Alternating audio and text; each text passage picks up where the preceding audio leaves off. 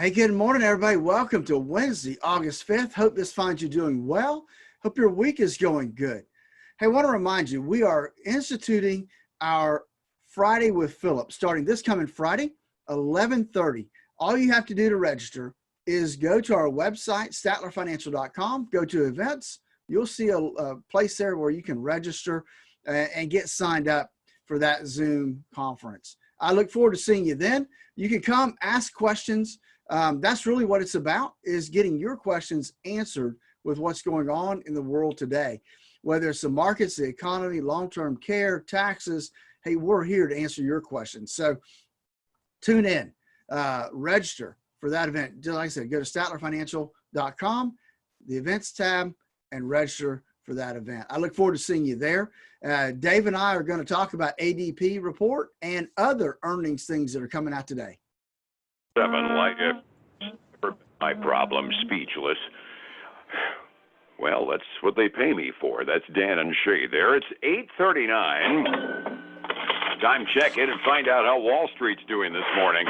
This is turning into a really, really weird start for the day. Let's see if we can explain some of it anyway.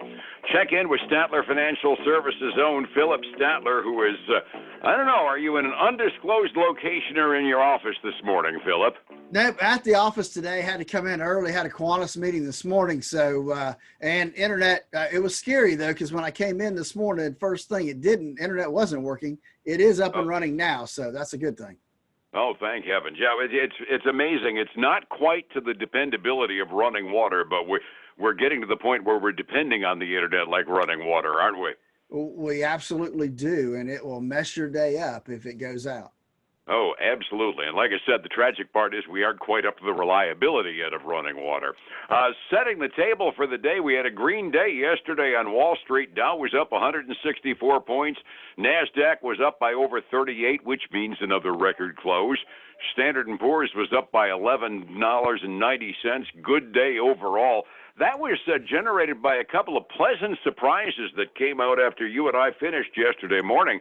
Probably the big one was the number of factory orders. That chink in the armor that we were seeing doesn't appear to be changing factory orders. That was a pleasant surprise, wasn't it? It really was, Dave. You know, they were expected to increase by 4.8, and they increased by 6.2. That's a huge increase. That's almost a 30% better than expected increase in factory orders. So that was a good thing, and that obviously helped the markets yesterday.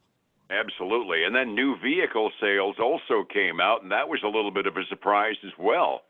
It was. We expected 14 million. It came in at 14.5 million. So not as good as factory orders, but hey, it was an increase. It was a beat. Auto dealers seem to be able to push their inventory out.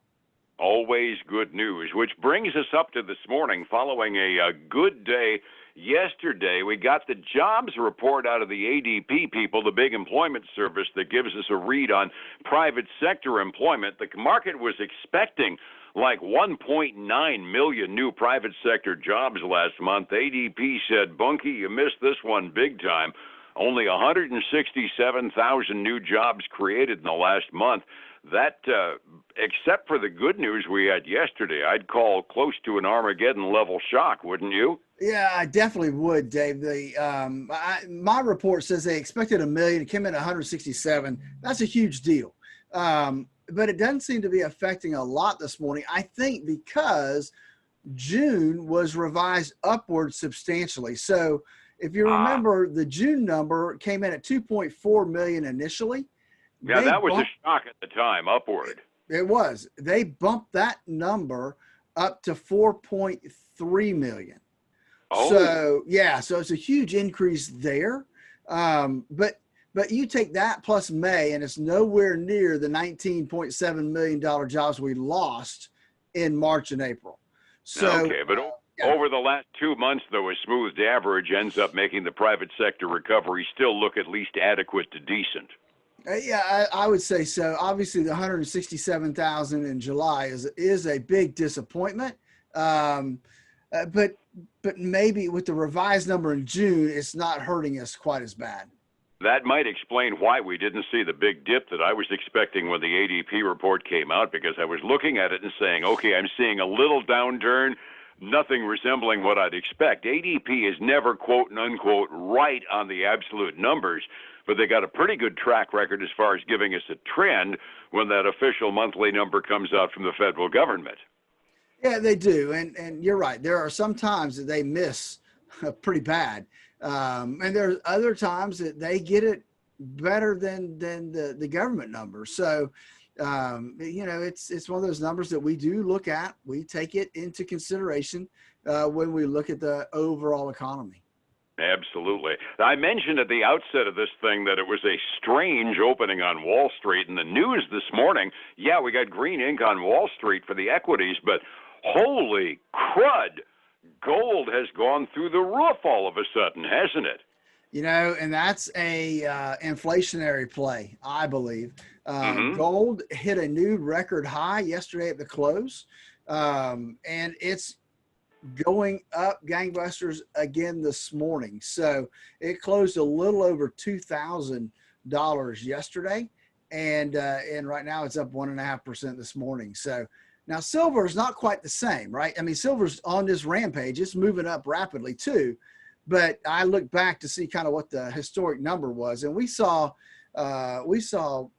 silver get up in the mid 40s back in the 2004, 2006 arena. So it's got a long way to go to hit its all-time high. All right, but yeah, gold itself. I mean, I was saying on the phone before we started out this morning. I remember when gold was $254 an ounce. I'm that old.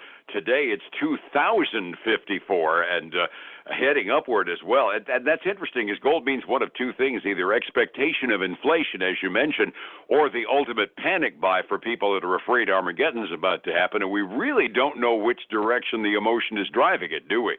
No, we really don't. But you take that in consideration of what you mentioned before we went on the air, as far as interest rates and what the 30-year Treasury and what the 10-year Treasury is doing. They're dropping, but not as much as gold's going up. And so I think it's probably, for gold and silver, it's probably a combination of flight to safety and Armageddon, where you look at the bond rates, that's a flight to safety. Absolutely, and they are going down for reference's sake. When you look at bond rates going down and the yields going down, that means people are buying them.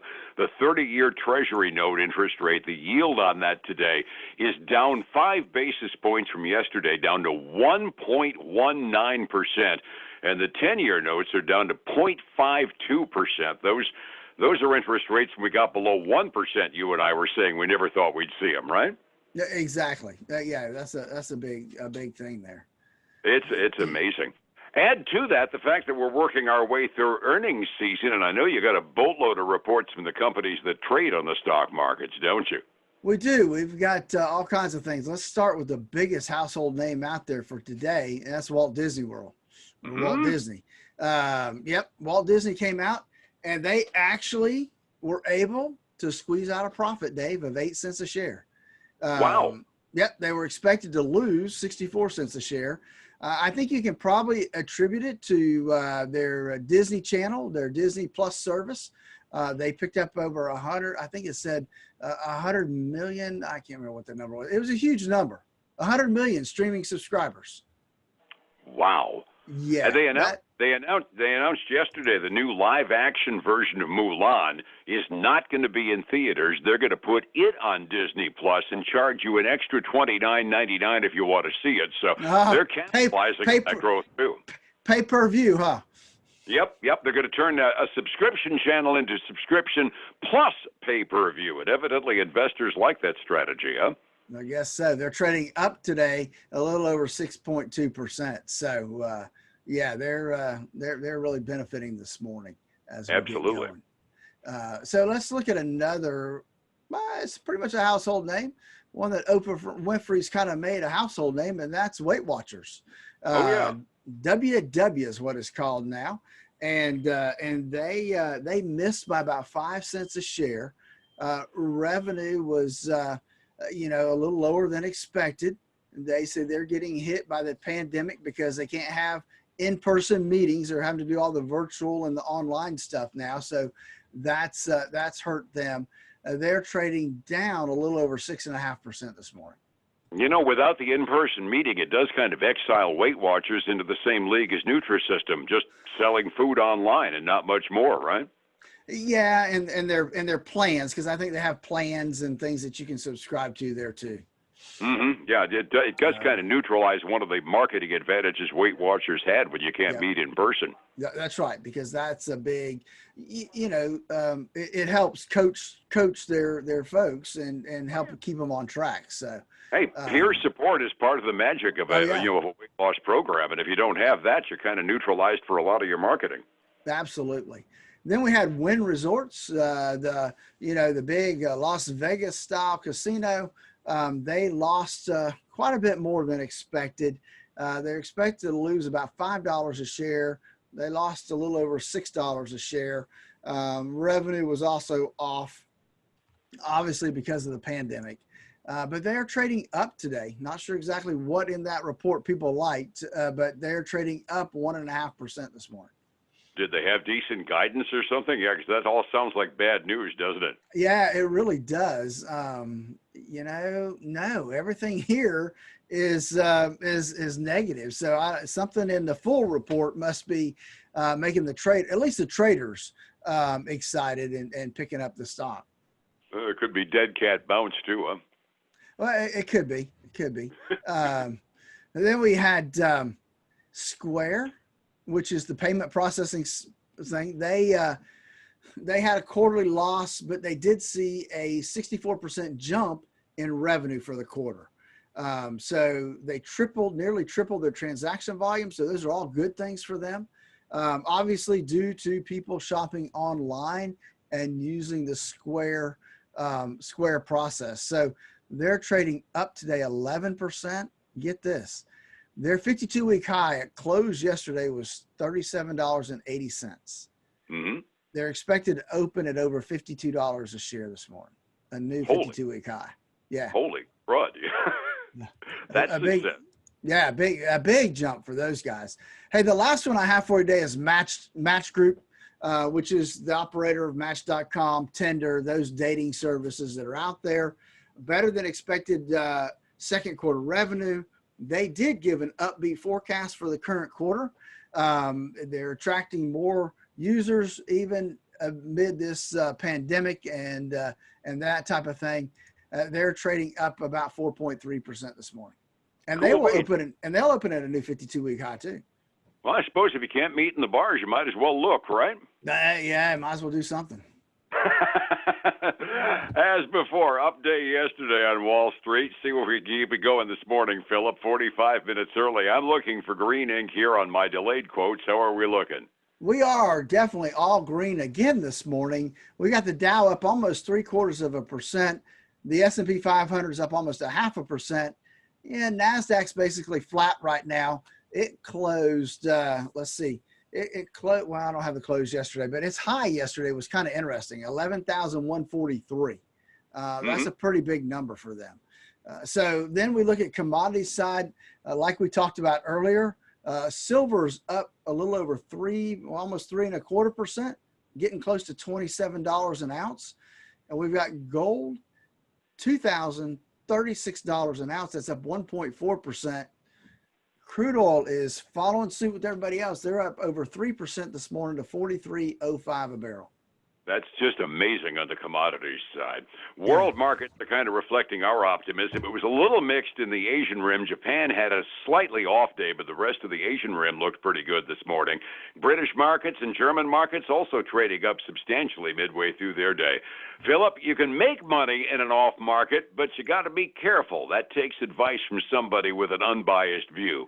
How do I find you to get that view on my portfolio? If you know that, give us a call at 863-382-0037. But let me invite folks. We're going to have our first Friday with Phillip this coming Friday, 11:30. All you have to do is go to my website, statlerfinancial.com. Under the events tab, there's a registration form. You can register for that. It'll be virtual Zoom. You'll get a confirmation back, giving you the login information. A great time. You can come and ask questions. Whatever you have that's bothering you, you can come get some information about that. Follow us on Facebook, StatlerFinancial.com or Statler Financial Services. And then join us this weekend for the Statler Financial Radio Show, 6 a.m. and noon on Saturday, 10 a.m. Sunday mornings on Highlands News Talk, 730.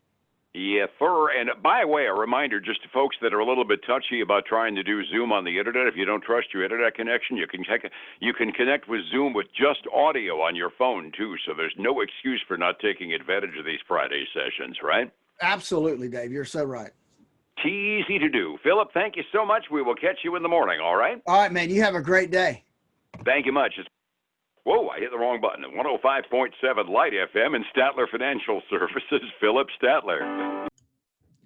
Hey, folks, again, I want to thank you for joining us. Remember, this Friday, Fridays with Phillip, bring your questions, bring your concerns. We'll have a little market update, but we'll also answer your questions right there on that Zoom meeting. So looking forward to it. Go to our website, statlerfinancial.com, under the events tab, register right there. Have a great day. I look forward to speaking to you again tomorrow.